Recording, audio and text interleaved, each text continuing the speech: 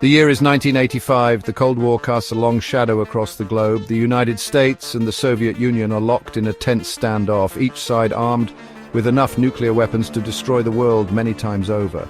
The threat of nuclear annihilation hangs heavy in the air, a constant reminder of the fragility of peace. In the midst of this global tension, a technological revolution is underway. Personal computers are becoming increasingly common. The internet, still in its infancy, is beginning to connect people and information in ways that were unimaginable just a few years earlier. The world is on the cusp of a new era, one defined by rapid technological advancement and globalization. Culturally, 1985 is a year of bold fashion choices, iconic music and blockbuster movies. Leg warmers and shoulder pads are all the rage. Music icons like Madonna, Michael Jackson and Prince rule the airwaves. At the cinema, audiences are captivated by films like Back to the Future and The Goonies. It is against this backdrop of global uncertainty, technological innovation and cultural dynamism that the events of August 19th, 1985 will unfold.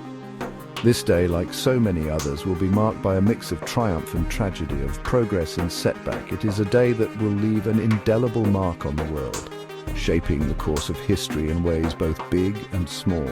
The world watches with bated breath as superpowers engage in a dangerous game of nuclear chicken. The threat of mutually assured destruction looms large, a stark reminder of the stakes involved. Meanwhile, the seeds of a technological revolution are being sown, promising to reshape the world in profound ways. While the world grappled with geopolitical tensions and braced for potential conflict, a different kind of battle was being waged in laboratories and research facilities around the world. The battle for scientific and technological advancement. On August 19, 1985, amidst the backdrop of global uncertainty, a team of researchers at the University of California, Berkeley, achieved a groundbreaking milestone in the field of superconductivity. Superconductivity, the ability of certain materials to conduct electricity with zero resistance at extremely low temperatures, had long been a tantalizing goal for scientists, promising to revolutionize industries ranging from energy transmission to transportation. On this day, the Berkeley team, led by Professor Mao Kuan-Wu, announced the discovery of a new class of materials, later known as high-temperature superconductors, that exhibited superconductivity at temperatures far higher than previously thought possible. This breakthrough sent shockwaves through the scientific community, igniting a firestorm of research and development efforts worldwide. The potential applications of high-temperature superconductors seemed limitless, promising to usher in an era of faster, more efficient and more powerful technologies. The pursuit of scientific knowledge and technological innovation continues relentlessly, even as the world grapples with political and social upheaval. The discoveries made on this day serve as a testament to the power of human ingenuity and the enduring quest to push the boundaries of what is possible. The summer of 1985 was a time for vacations and getaways, a chance for families to escape the everyday and create lasting memories. But for the passengers and crew of British Air Tour Flight 28M, August 19th would become a day etched in tragedy. A stark reminder of the fragility of life and the unforgiving nature of fate. The Boeing 737, bound for Corfu, Greece, had just begun its takeoff roll at Manchester Airport when disaster struck. A catastrophic engine failure sent a surge of flames ripping through the left wing, engulfing the aircraft in a raging inferno. Panic ensued as passengers and crew alike fought desperately to escape the burning plane. Amidst the chaos and terror, stories of courage and selflessness emerged.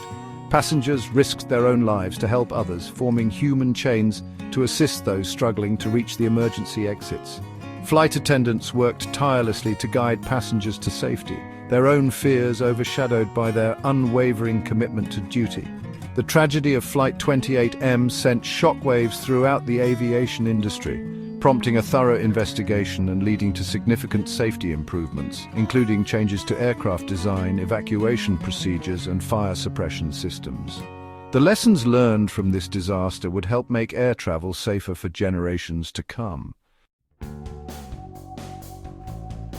August 19, 1985, unfolded against a backdrop of simmering political tensions and social unrest.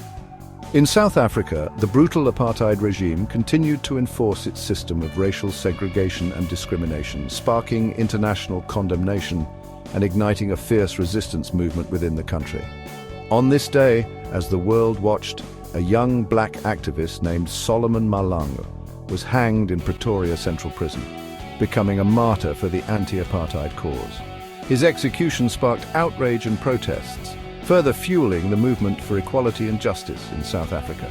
Meanwhile, in the United States, the Reagan administration grappled with the complexities of the Cold War, seeking to counter Soviet influence while also navigating the challenges of a rapidly changing world. President Ronald Reagan, known for his staunch anti-communist stance and his commitment to American exceptionalism, delivered a number of significant speeches throughout 1985, shaping the political discourse and influencing the course of history.